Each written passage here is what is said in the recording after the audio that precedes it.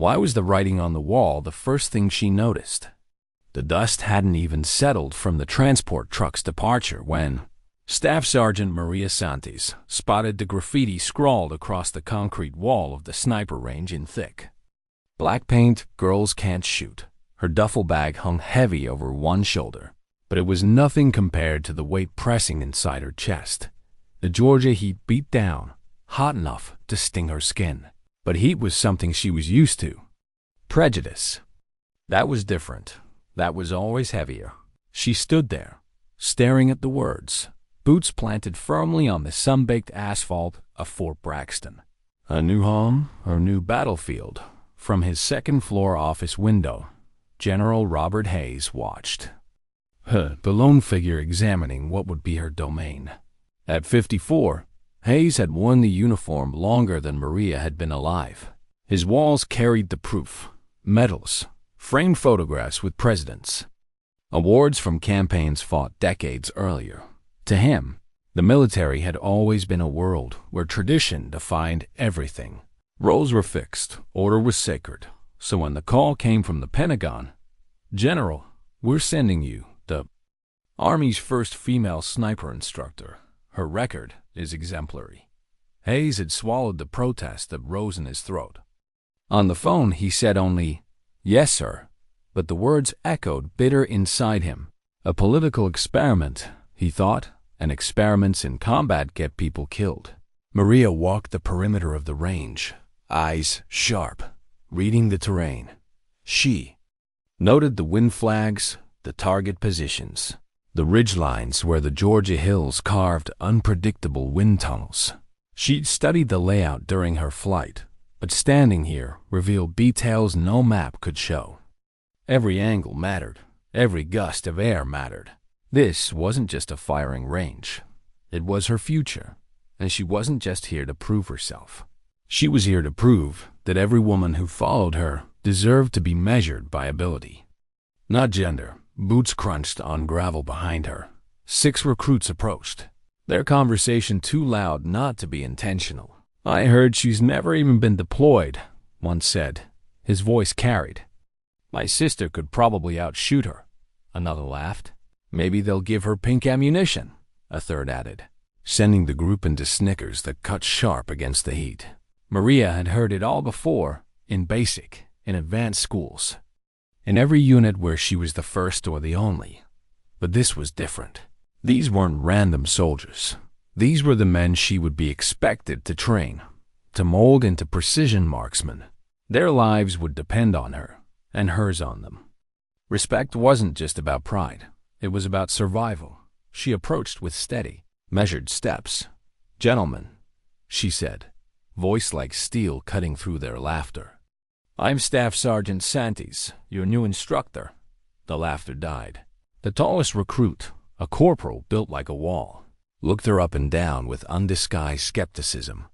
"Ma'am, with all due respect, most of us have been shooting since we could walk. What exactly are you going to teach us?"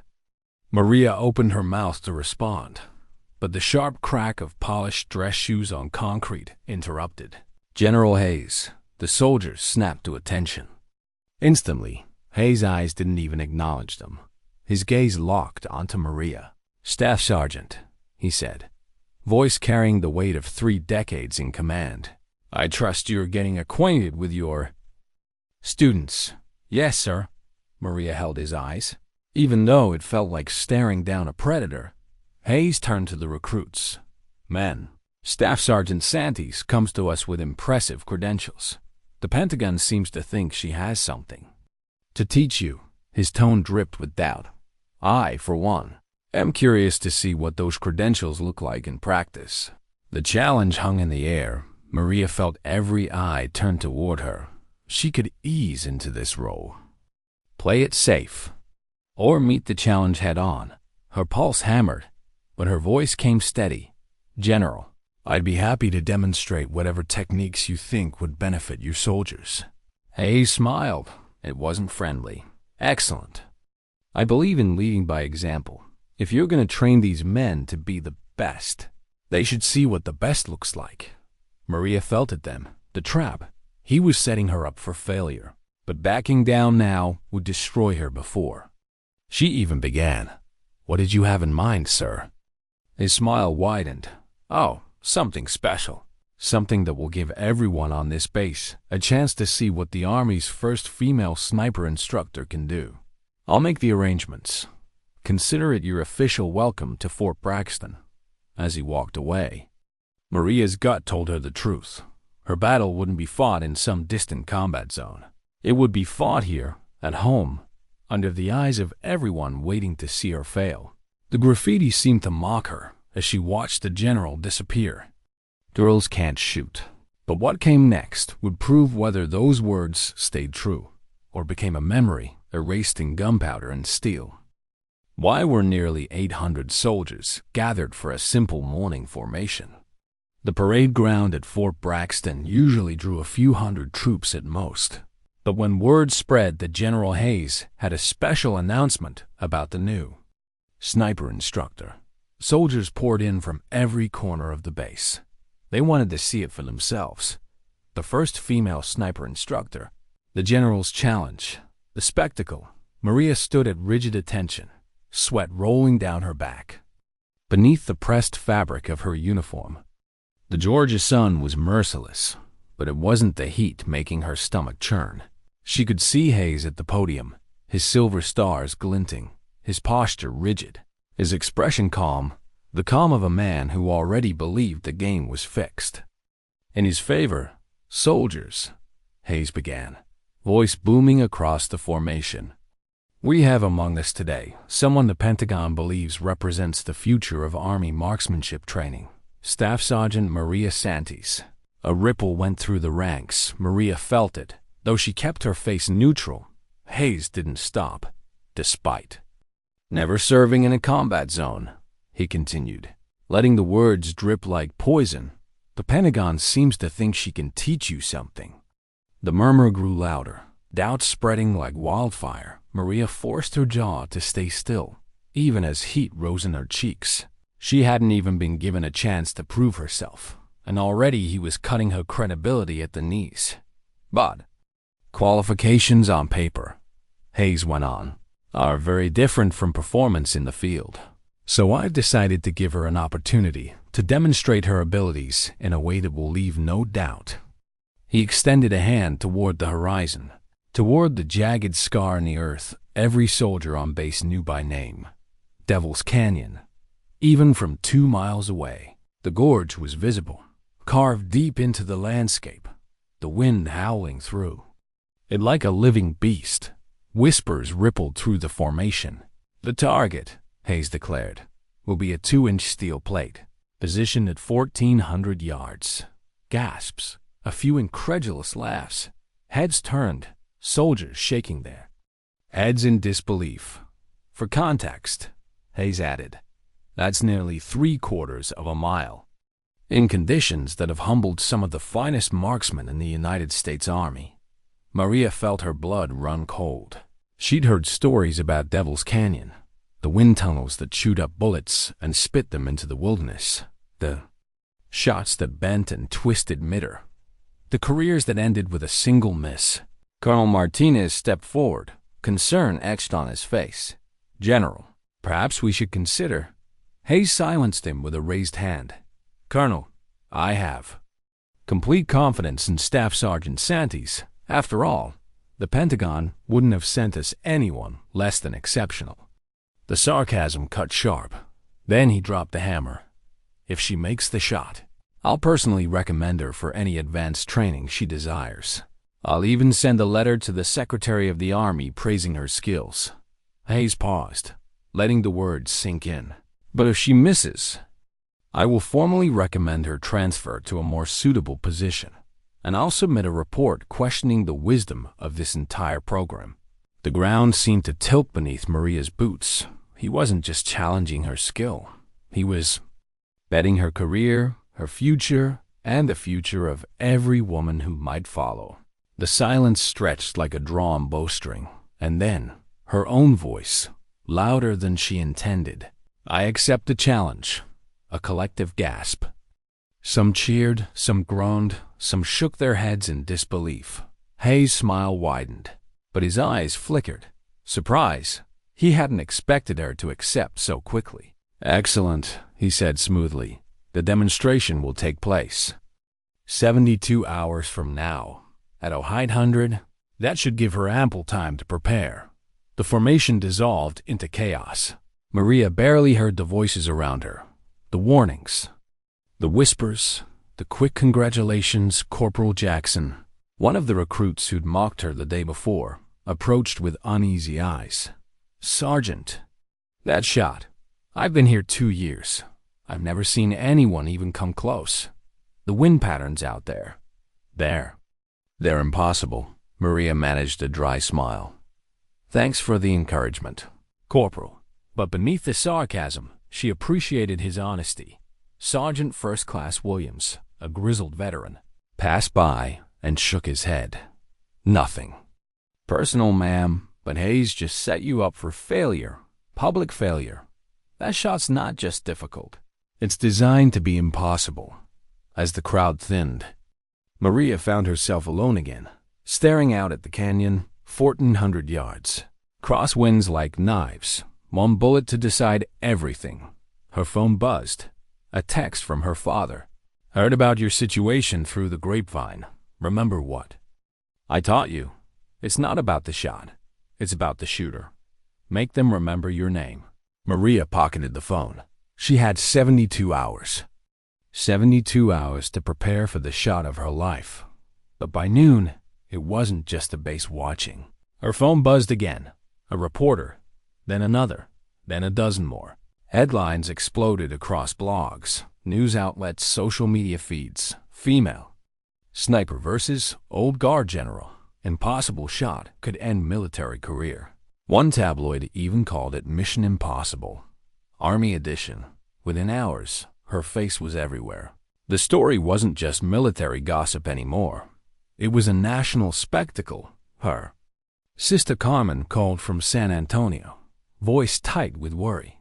"Maria, what the hell are you thinking? Dad's been pacing the house for hours. Mom's lighting candles at church. It's not like I had a choice, Carmen. If I'd backed down, my career was over anyway. And if you miss?" Maria stared out her window toward the canyon. "Then at least I go down swinging." The next morning brought more pressure. News vans outside the gate. Protesters with signs reading "Support our female soldiers" and "Equal opportunity." "Equal challenge." Colonel Martinez pulled her aside at the range. "Sergeant, this has escalated beyond anything we anticipated. The Secretary of the Army's office is watching. Washington is divided. Some want you to succeed. Others want you to fail. Either way, your shot will justify policy decisions affecting thousands of soldiers." The weight pressed down harder. Maria hadn't signed up to be a symbol. She'd signed up to be a soldier. But now, she was both. That night, the phone rang again. A gravelly voice on the other end. "Staff Sergeant Santis. This is General Patricia Morrison, retired, first woman to command a combat brigade." Maria nearly dropped the phone. Morrison was a legend. "Ma'am, it's an honor." "Cut the formality," Morrison said. "I know exactly what you're going through. 30 years ago, I faced my own impossible test. Different time, same principle. Prove you belong or get out." Maria swallowed. "How did you handle the pressure?" Morrison's laugh was sharp. "Badly at first. I spent too much time worrying about what my failure would mean for other women. Don't make that mistake. When you're behind that rifle, it's not about politics, not about pioneers. It's about you, your training, your target. Everything else is noise."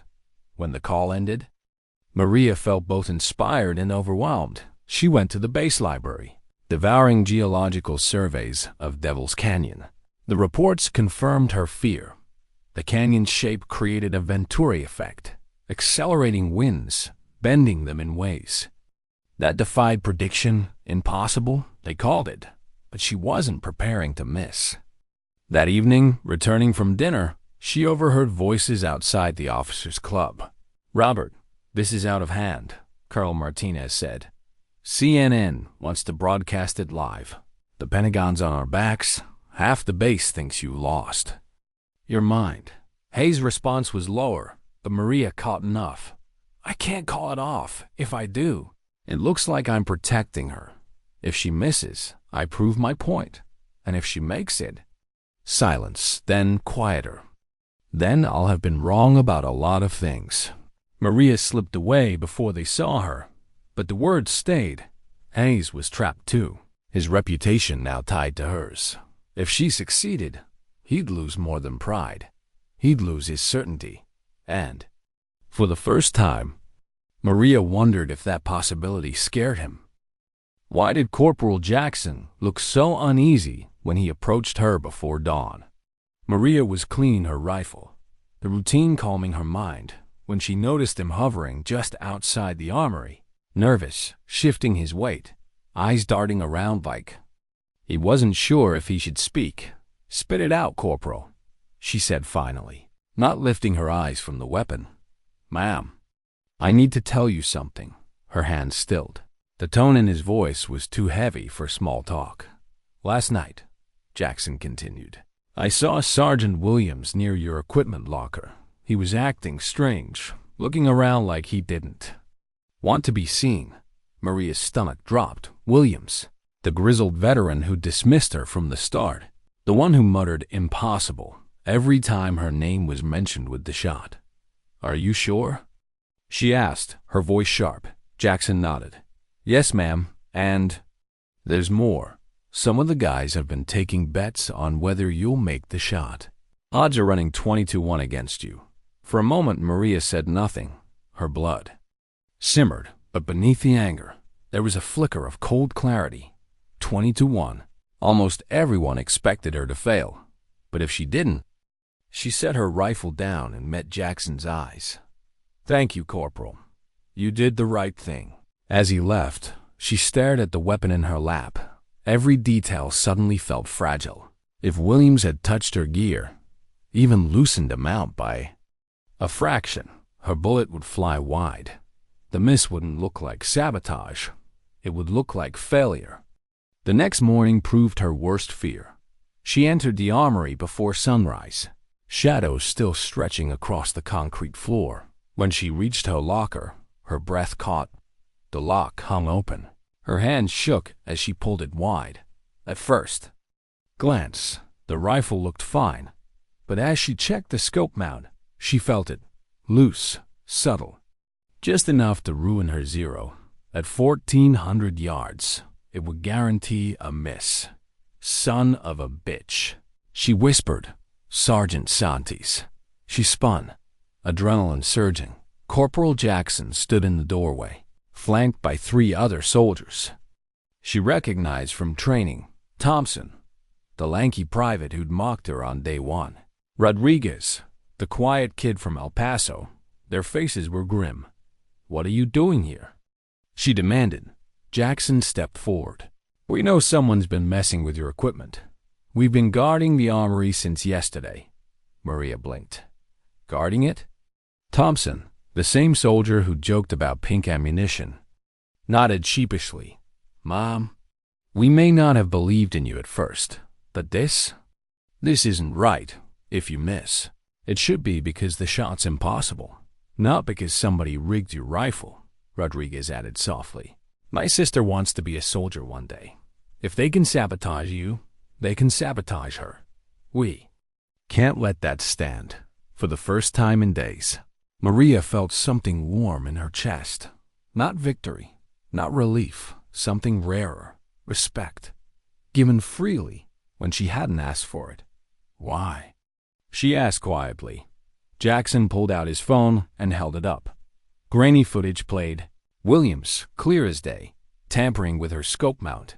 His movements careful, practiced. We caught him on camera last night, Jackson said. We already sent it to Colonel Martinez. Maria's chest tightened. They hadn't just given her proof. They'd risked their own standing to protect their chance. Before she could speak, footsteps echoed. Colonel Martinez appeared, his face thunder, and behind him, General Hayes. Martinez's voice was clipped. Staff Sergeant, we've confirmed the evidence. Sergeant Williams has been placed under arrest. There will be a full investigation. Hayes stepped forward, his eyes locked on Maria for the first time. There was no condescension, no smug certainty, just something unreadable. Sergeant, he said slowly, when I issued this challenge, I intended it to be difficult, perhaps even unfair, but I never intended for it to be rigged. What Williams did was sabotage, a betrayal of everything we stand for. Maria searched his face for deception, found none. Are you calling off the demonstration, sir? That's your choice, Hayes said. Given the circumstances, no one would fault you for postponing or withdrawing altogether. Maria looked at her rifle, then at the young soldiers who'd stood up for her. Outside, she could hear the distant rumble of vehicles, the base already preparing for the day. No, sir, she said, her voice steady. The demonstration proceeds as scheduled. Hayes studied her for a long moment, then nodded. Very well. I'll personally inspect your backup rifle and postcards to ensure no further interference. When you take that shot, it will be based solely on your skill, nothing else. As the group turned to leave, Thompson hesitated. Sergeant, word about the sabotage is spreading. Soldiers don't like cheaters. Odds just shifted. It's even money now. Maria blinked. Even money? Jackson grinned faintly. Ma'am, they respect someone who stands tall when things get tough. Whatever happens tomorrow, you've already changed something. For the first time, Maria felt the wake shift. Hayes' trap hadn't just tested her. It had revealed the character of those around her. She wasn't walking into the canyon alone anymore, but the shot was still coming, and nothing about it would be easy. By dawn the next day, Devil's Canyon looked like a festival collided with a battlefield. Over 1,200 people crowded the makeshift bleachers, soldiers, officers, Pentagon officials, reporters, even civilians who had somehow slipped through. News vans lined the ridge, cameras mounted on tripods, floodlights, flags snapping in the wind. Maria's stomach tightened as she shouldered her rifle case and stepped into the open. Every head turned, every voice hushed. The canyon stretched before her, vast and merciless. The morning wind already howled through its cliffs, kicking dust. Devils into the air. The meteorological team called out gusts up to 35 miles per hour. Colonel Martinez leaned close, his voice low. Sergeant, I have to ask one more time. Are you sure? These are the worst conditions I've seen. Maria looked through her spotting scope. The steel plate glimmered faintly in the distance. Tiny, dancing in the crosswinds like a leaf in a storm. Unsure, sir. Not far away. Hayes stood with Pentagon officials, his expression unreadable, his posture stiff. She caught fragments of their conversation carried on the wind. Political ramifications. Women in combat. Precedent. Hayes broke away and approached her. His voice was quieter now, stripped of performance. Sergeant, when I issued this challenge, I thought I was making a point about standards. I didn't anticipate it becoming a referendum. Maria's eyes locked onto his. With respect, sir. That's what it was from the beginning. You just didn't want to admit it. For a heartbeat, silence. Then Hayes nodded slowly. You're right, and for what it's worth. I hope you prove me wrong. The words hit harder than Maria expected. Not encouragement, not absolution, but maybe the closest thing to it she'd ever hear from him. At 7:55, she lay prone at the firing line. The crowd hushed. CNN's cameras locked on. Every breath, every twitch of wind, every second mattered. The spotter's voice cut through the stillness. Wind gusting southwest, 32 miles per hour. Maria closed her eyes, heard her father's voice echo in memory. It's not about the target, Mia. It's about becoming one with the rifle. The wind, the moment, everything else is noise. She opened her eyes, studied the flags, the dust, the rhythm of the air. The canyon fell silent. 1,200 people held their breath. Maria's heart slowed. The world narrowed to crosshairs and steel. And then, the faintest shift. A lull in the chaos, the calm she'd been waiting for. Her finger tightened on the trigger. The rifle cracked.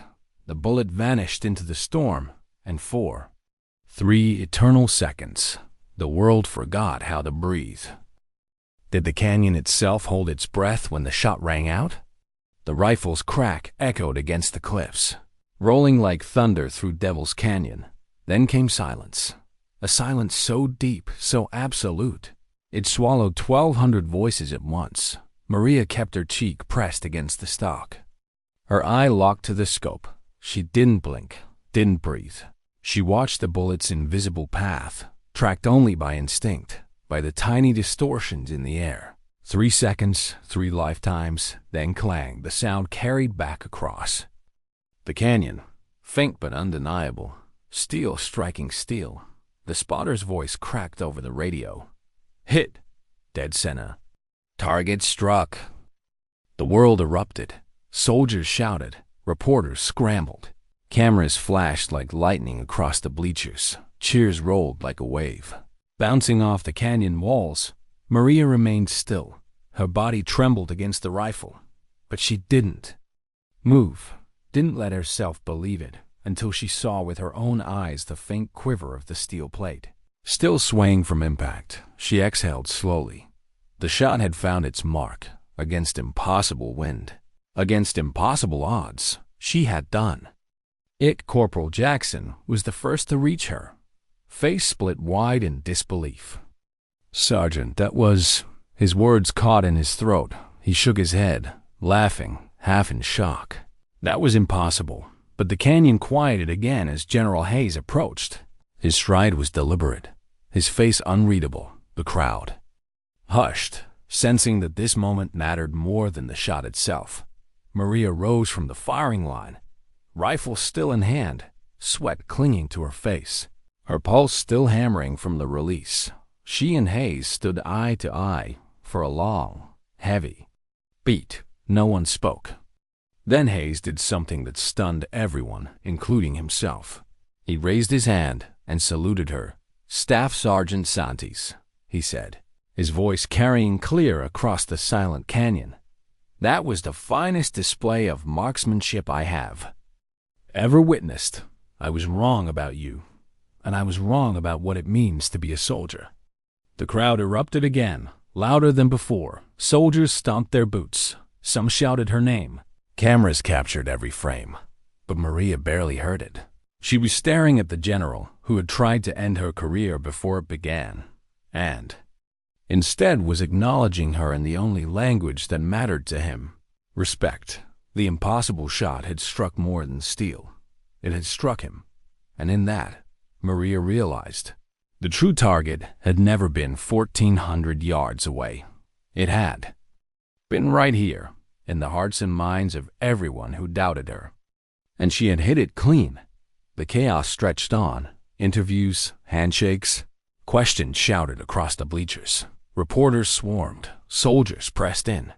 But eventually, the canyon emptied. The sun dipped lower, shadows stretching long across the rocks. Maria found herself standing alone near the firing line. The silence returning like a blanket.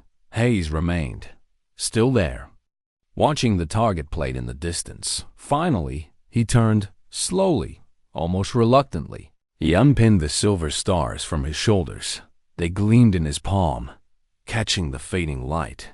His hand trembled as he held them out to her. "These," he said softly, "belong to someone who earned them today." Maria froze. The gesture was unthinkable. A general offering his stars, his identity. She shook her head. "General, I didn't make that shot to take your rank. I made it to prove I deserve mine." She gently pushed his hand back. The stars stayed with him. "Keep them," she said, "but use them differently. Use them to make sure the next woman who walks onto this base doesn't have to prove herself with an impossible shot in front of the entire world." For the first time, Hayes' expression cracked. The rigidity fell away. His eyes glistened. With something she never thought she'd see regret. He pinned the stars back onto his chest, his voice low. When I issued that challenge, I thought I was protecting the Army's standards, but I was only protecting my own assumptions. They stood together, staring across the canyon. The steel plate still hung there, scarred by a single bullet, a mark that would never fade. "I've spent 30 years in this uniform," Hayes said quietly, "and I thought I knew what made a good soldier. Turns out, I had a lot to learn." Maria said nothing. Some truths didn't need answers. That night, the base didn't sleep. Soldiers celebrated in the barracks. Music thumped. Voices carried through the hot summer air. Maria sat alone in her quarters, staring at her phone. Dozens of missed calls. Hundreds of messages. Some congratulatory. Some still skeptical. Reporters begging for interviews. Politicians asking for statements. She ignored them all. She wasn't interested in noise. Not tonight. Instead, she rewatched the video. The moment stretched in slow motion. Her finger tightening on the trigger. The rifle bucking, and then the distant plate jerking back. Struck true. She replayed it again and again, each time her body, remembering the calm that had settled over her, the way the canyon itself had seemed to pause. For the first time in months, she felt something unfamiliar. Not just relief, not just vindication. Something lighter, hope. But morning came, and with it, the weight of what followed. The Devil's Canyon shot wasn't just a story on base anymore. It was everywhere. Front pages, television panels, military blogs dissecting the ballistics, politicians using her name in speeches, applications from women wanting to join. Combat arms surged overnight. Protesters turned to supporters, and commanders across the country began re-examining their own training programs. Maria had fired one bullet, but the echo was spreading far beyond Georgia. At Fort Braxton, Hayes moved quickly. He ordered new training protocols performance-based, stripped of assumptions. Recruits who once rolled their eyes now signed up. In droves for Maria's program, she became the most sought-after instructor on base. Her classes packed, her name spoken with respect, and quietly, Hayes became her strongest advocate. It stunned everyone. The same general who had set her up for failure now wrote articles in military journals about merit-based advancement. He mentored young officers on letting go of bias. At conferences, he spoke of the shot that changed everything. Some called it hypocrisy. Others called it growth. Maria didn't label it at all. She just noticed the difference. The graffiti on the range wall, "Girls Can't Shoot," was gone, painted over, replaced with 3 words Hayes himself had ordered: excellence. Through merit, the impossible shot had lasted only seconds, but its echo, that would last years. Why was the sniper range suddenly the busiest place on base?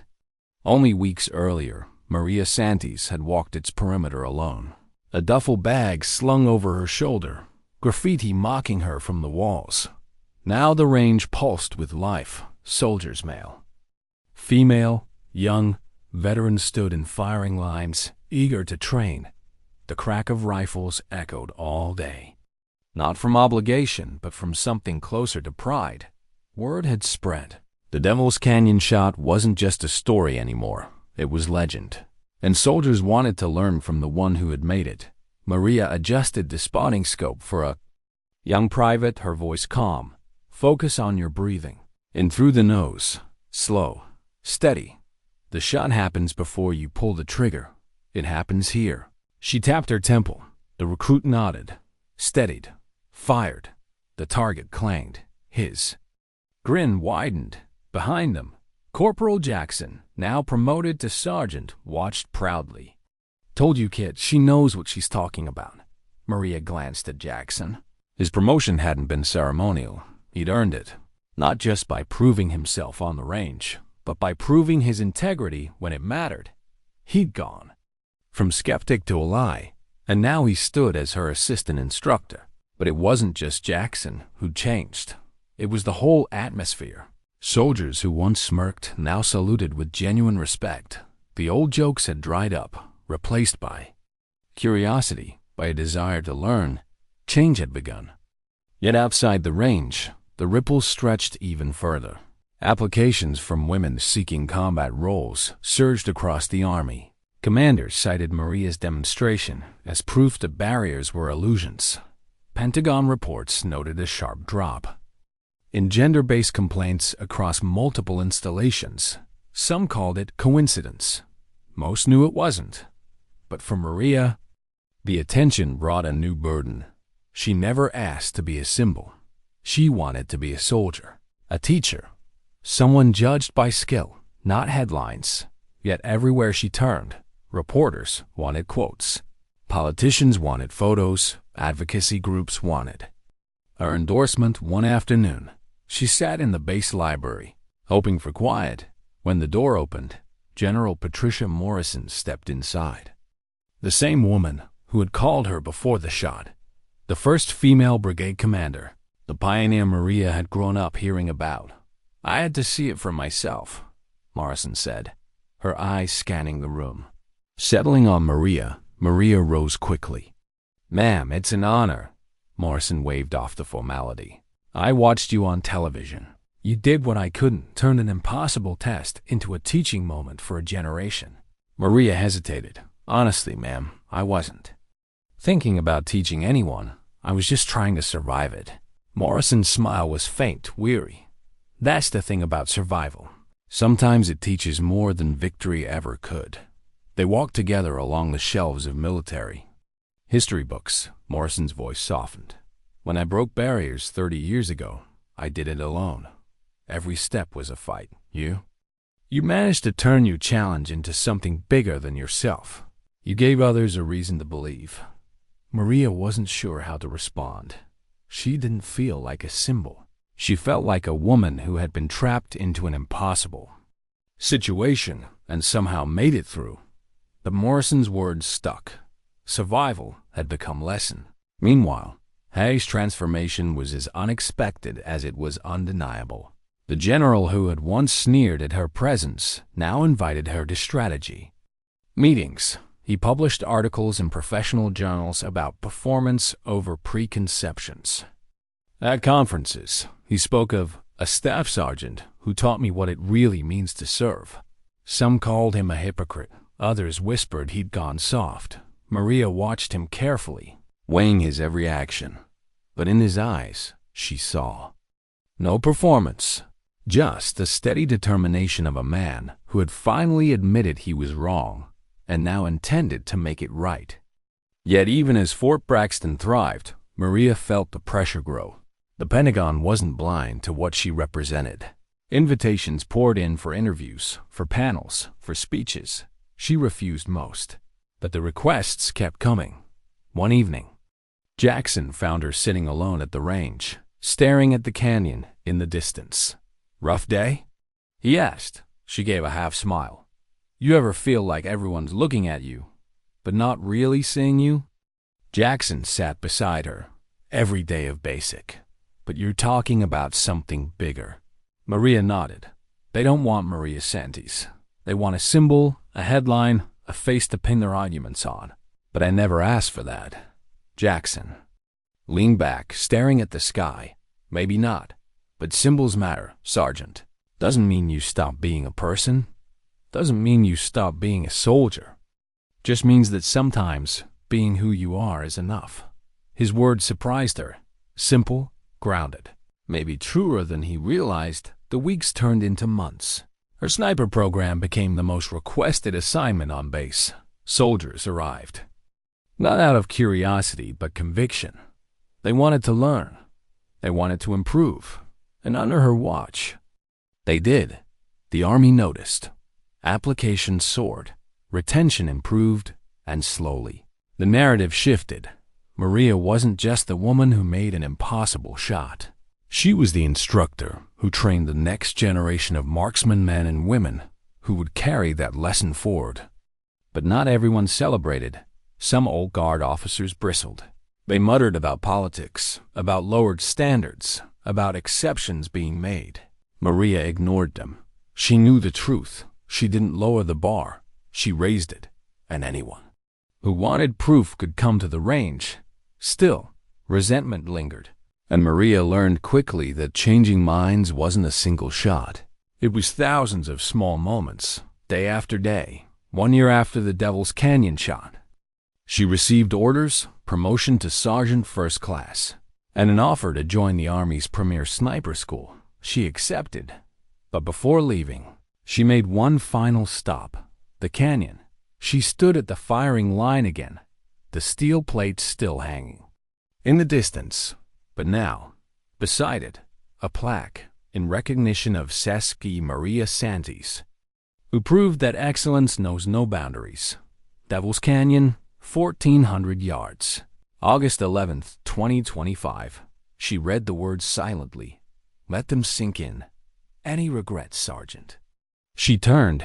Hayes stood beside her, his uniform crisp, his voice softer than she'd ever heard. About the shot? Maria said, No, sir. About the circumstances that made it necessary? She let out a slow breath. Every day. Hayes nodded. The weight in his expression told her he felt the same. I've been asking myself how many soldiers we overlooked, how many we dismissed because they didn't fit our picture, how many chances we wasted. Maria looked back at the plaque. The important thing is that we learn, sir, and that we teach others to do better. They stood together in silence, the wind moving through the canyon. Once it had carried her bullet. Now it carried something else, remembrance. The impossible shot was over, but its lesson had only begun. Why did she hesitate before stepping onto the grounds of the sniper school? The orders had come through swiftly. Her promotion to Sergeant First Class signed with the kind of ceremony that usually followed battlefield valor.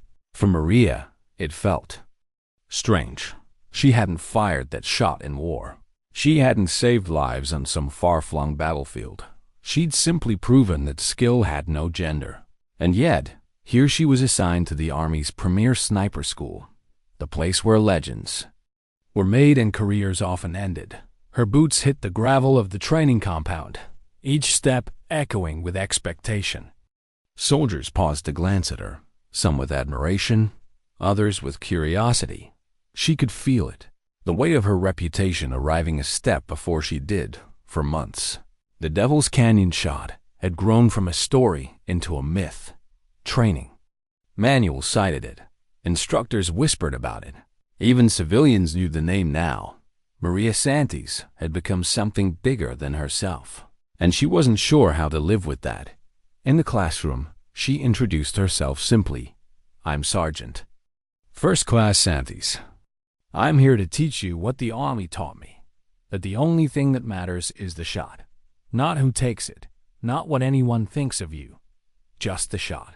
The students listened in silence, some nodding, some skeptical. She recognized the looks. She'd seen them at Fort Braxton, at every stop in her career.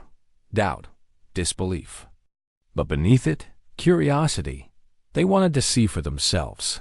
That night, she walked the compound alone, thinking of Fort Braxton, thinking of Hayes. He had surprised her more than anyone. The man who had once tried to orchestrate her downfall had become her strongest advocate. Reports reached her weekly new protocols. New speeches, new initiatives. Soldiers said Hayes spoke with conviction, that he admitted his mistakes openly. Some officers mocked him for going soft, but Maria knew better. It wasn't softness. It was strength, the kind that came from admitting you've been wrong. Weeks turned into months at sniper school. She pushed her students hard, not because she had something to prove anymore, but because she wanted them to understand the same lesson that had carried her through Devil's Canyon. Survival wasn't about perfection. It was about clarity, calm, trusting the shot when everything else screamed impossible. Still, the attention followed her. Pentagon officials visited her classes. Journalists requested interviews. Politicians wanted photos. Maria deflected most of it, but she couldn't avoid the reality. Her life was no longer just her own. One evening, as the sun bled across the training range, she found a letter on her desk, hand-delivered. The handwriting was neat, deliberate. Staff Sergeant Santis, it began. When I set that challenge at Fort Braxton, I thought I was protecting the army. What I didn't realize was that I was protecting myself from change, from doubt, from fear. You showed me I was wrong, and because of you, I've tried to be better. But I don't want to be remembered for one mistake, or even one correction. I want to be remembered for learning, for changing, for leading differently. Because of you, it was signed, simply, Robert Hayes.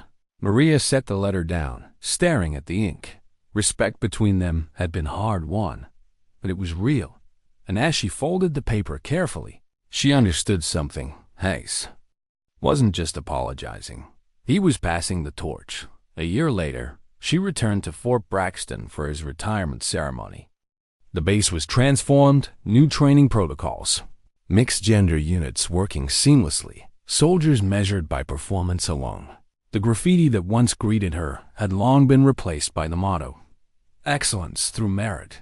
Hayes stood at the podium, his silver stars gleaming one final time. His speech was brief, but his voice carried strong. I spent my career believing strength meant protecting traditions, but strength, real strength, is the courage to admit when those traditions need to change. I learned that from one of the finest soldiers I've ever served with, Sergeant First Class Maria Santis. The crowd applauded, but Hayes wasn't finished. He reached behind the podium and lifted a wooden box. Inside, a custom rifle scope. Etched into the metal were coordinates. Devil's Canyon, 1,400 yards, and beneath them, a simple inscription. For the shot that changed everything. He handed it to her in front of everyone. Cameras flashed, soldiers cheered. Maria felt the weight of the scope in her hands, not as a trophy, but as a reminder that one moment, one act of resolve, could ripple farther than you ever imagined. After the ceremony, as the crowd dispersed, Hayes approached her quietly, his uniform no longer burdened with stars, just a man now, looking strangely lighter. "Any regrets?" he asked. Maria studied him. The man who once doubted her. The man who had changed. About the shot? "No, sir." "About the fact it was necessary?" "Every day." Hayes nodded, his gaze drifting toward the horizon. "I think about that too.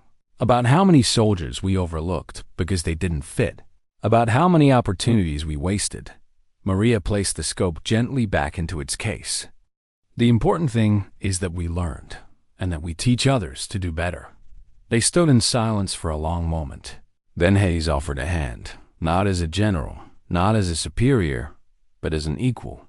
Maria took it. For him, retirement meant closure. For her, the work was only beginning, because the shot that had changed everything wasn't just about hitting steel at 1,400 yards. It was about what came after. The harder challenge, the longer fight, proving, day after day, that the impossible could be possible if you had the courage to take aim. Why did the younger recruits whisper her name as if it were legend? At the sniper school, Maria could feel it before she even entered a room. Conversations paused when she passed. New soldiers craned their necks for a glimpse. They weren't staring at her rank or her uniform. They were staring at a story, a woman who had done the impossible, and who carried the weight of what that meant. She told herself she wasn't here to be a symbol. But the truth was harder. She was both, soldier and symbol, instructor and reminder, flesh and blood and myth. Every class she taught, every shot she called, carried that double edge. Her students came from all walks, grizzled veterans, fresh recruits, men, women, every background. They came with doubts, with ambition, with the pressure to live up to. Her reputation, Maria never let them forget the truth. The shot isn't magic, she told them one morning. The Georgia sun glinting off the range. It's not about one perfect moment. It's about everything before it. The hours of repetition. The nights you spend cleaning your rifle when no one's watching. The quiet patience to wait for a wind that may never give you a chance. You want to learn from me? Learn that discipline. Because it's not about proving them wrong. It's about proving yourself right. The words landed differently with each student. For some, inspiration. For others, challenge. But all of them leaned in when she spoke. Because they knew she wasn't lecturing theory, she was living proof outside the classroom. The ripples of her story spread further. Applications from women surged again. Combat arms units saw new faces, determined and unflinching. And slowly, resistance weakened. Commanders stopped talking about lowering standards.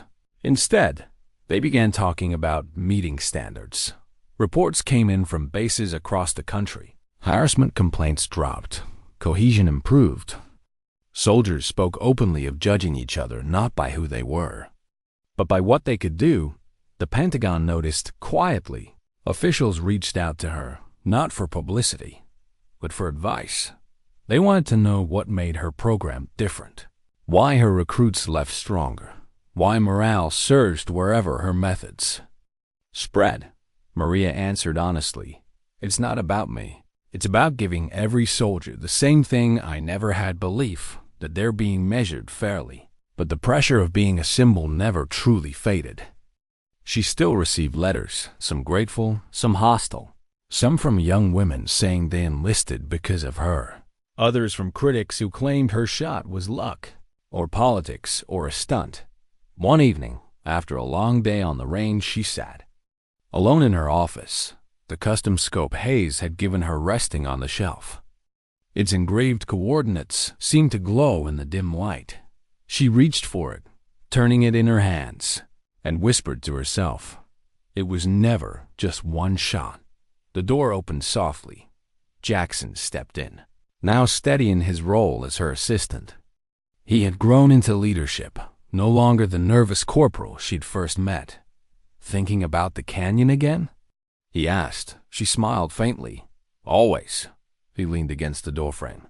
"Funny thing, when I first heard about you coming to Braxton, I figured it was politics. I figured you'd last a month before Hayes pushed you out. And now, I can't imagine this place without you." Maria set the scope down. "Neither can I. But one day, it won't be about me anymore. It'll be about whoever comes next." Jackson nodded. "And when they do, they won't need a canyon to prove themselves. That's because of you." His words sat heavy. She didn't crave recognition, but she understood. The impossible shot had carved open a path, one that others wouldn't have to fight as hard to walk. Months passed. Seasons shifted. Maria's name no longer dominated headlines, but her influence ran deeper now, woven into training manuals, whispered in cadet barracks, etched into the Army's evolving culture. Then came the invitation, a Pentagon symposium on leadership, diversity, and the future of combat arms. Panels filled with generals, policymakers, civilian leaders, and they wanted Maria, not as a token, not as a side note, but as a keynote speaker. She almost refused. She wasn't comfortable with stages, with cameras, with being reduced to sound bites. But Morrison's voice echoed in her memory. "Sometimes survival teaches more than victory ever could." She agreed, standing before a hall filled with brass and officials.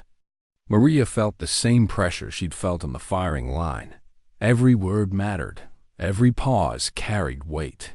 She didn't start with the canyon. She started with the wall. "I arrived at Fort Braxton to find graffiti on the sniper range. Girls can't shoot. That was the welcome. That was the expectation. Everything I did from that moment forward was in defiance of those 3 words." The room was silent, not polite silence, attentive silence. I took the shot. Yes, but that shot wasn't the hardest part. The hardest part was every day before it. Walking into rooms where no one believed me, training alongside men who mocked me, carrying the weight of knowing if I failed, the door closed not just for me, but for every woman after me. She let the words sink in. She saw the shifting expressions, recognition, reflection. "I'm not asking for lowered standards. I never did. I'm asking for fair ones, because talent, discipline, courage, they don't belong to one gender. They belong to every soldier willing to earn them, and if you give them that chance, they'll surprise you. The applause came slowly, then rose to a standing ovation. Maria stepped off the stage feeling lighter, not because she had convinced everyone, but because she had spoken the truth in her own words without hiding. Behind Myth, later, Hayes found her in the hallway. Retired now, no stars on his chest. Just a man who had once been her greatest obstacle. "You keep making me look bad," he said with a tired smile. Maria shook her head. "No, sir. You made yourself look better when you admitted you were wrong." He chuckled. "Fair enough." Then his expression softened. "I used to think courage meant never backing down. Now I think it means knowing when to." Maria considered that. Maybe Hayes had learned as much as she had. Back at sniper school, life settled into rhythm again. Recruits came and went, shots hit and missed. Maria stood behind them, steady as ever, reminding them that each bullet mattered, not because it might hit history, but because it tested their discipline in that moment. She never stopped thinking of Devil's Canyon. She never stopped hearing the clang of steel in her dreams, but more and more, she realized it wasn't the sound of her victory. It was the sound of a door unlocking, and the soldiers who walked through that door, they were the real proof of what had changed. Why did she return to Devil's Canyon alone? The base had changed, the army had changed, even General Hayes, now retired. A civilian living quietly with a legacy remade, had changed, but the canyon hadn't. It still stretched wide and merciless. Wind ripping through its jagged walls, dust rising in swirls that made the air shimmer. Maria stood at the same firing line where it had all begun. The plaque gleamed under the afternoon sun, in recognition of SSG Maria Santis, who proved that excellence knows no boundaries. Devil's Canyon, 1,400 yards. August 11th, 2025. She traced the engraving with her fingertips, then looked across the distance. The steel plate still hung, scarred, weathered, a faint mark at its center. The strike that had carried her from obscurity to history. She closed her eyes. The memory came alive again. The silence of the crowd, the howl of the wind, the stillness in her chest as the world narrowed to a trigger, a scope, a target, the impossible calm. She opened her eyes and whispered to the canyon. It was never just a shot, was it?